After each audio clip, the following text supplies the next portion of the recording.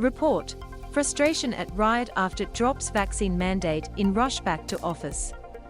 League of Legends maker Riot Games is back to the office beginning this week, and not everyone's happy about it, according to a new report by Waypoint. Following local guidelines, the LA-based company dropped its vaccine and mask mandates even as COVID-19 continues to spread, leading one current employee to liken it to Riot playing Russian roulette with people's health. Like many other companies, Riot Games is marching ahead with its return to office plans a couple months after the largest spike in infections since the pandemic began. Those assigned to Riot's LA campus have to be in the office 3 days a week, Waypoint reports. However, Chief Security Officer Christopher Hymes recently informed employees on Slack that the company would be dropping its vaccine and mask requirements for staff in that office. Unvaccinated employees would also no longer need to undergo regular COVID testing. "I'm angry over it," a current Riot employee told Waypoint. "It's a foolish and pointless policy being done at a poor time and being handled without real guarantee of our safety." Waypoint also reports the new return to office procedures were announced only after a Riot Unplugged Slack channel for venting and asking questions was shut down, and after the window had already closed for resigning with extended benefits and severance. Riot Games reaches $100 million settlement in gender discrimination lawsuit.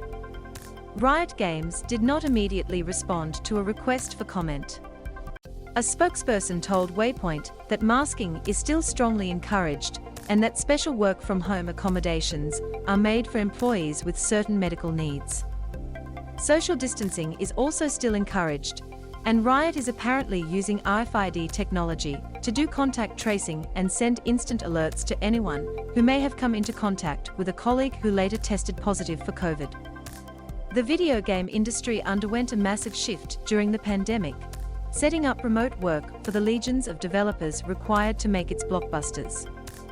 Studios big and small have blamed COVID in part for major game delays, but the challenges have also come alongside new freedoms and flexibilities for workers in a field where competition for talent has become fierce and pricey in recent months.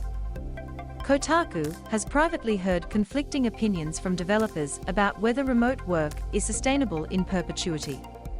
Some say it offers a number of advantages with few drawbacks, while others say the lack of casual in-person contact has made some aspects of game development, especially on big projects, even messier than before. Ultimately, it will be up to employees at individual studios and publishers to decide for themselves. The news at Riot comes just a week after management at Activision Blizzard announced it was dropping its own vaccine mandate. In response, a group of employees with the ABK Workers Alliance announced a walkout unless the company reversed course on its current return-to-office plans. Activision Blizzard immediately backpedaled on part of the plan, announcing that its individual studios could decide for themselves whether to institute a vaccine mandate, but currently not all of them have. The ABK Workers Alliance went ahead with its fourth work stoppage earlier this week and is still calling for the vaccine mandate and full work from home options to be restored across the rest of the company.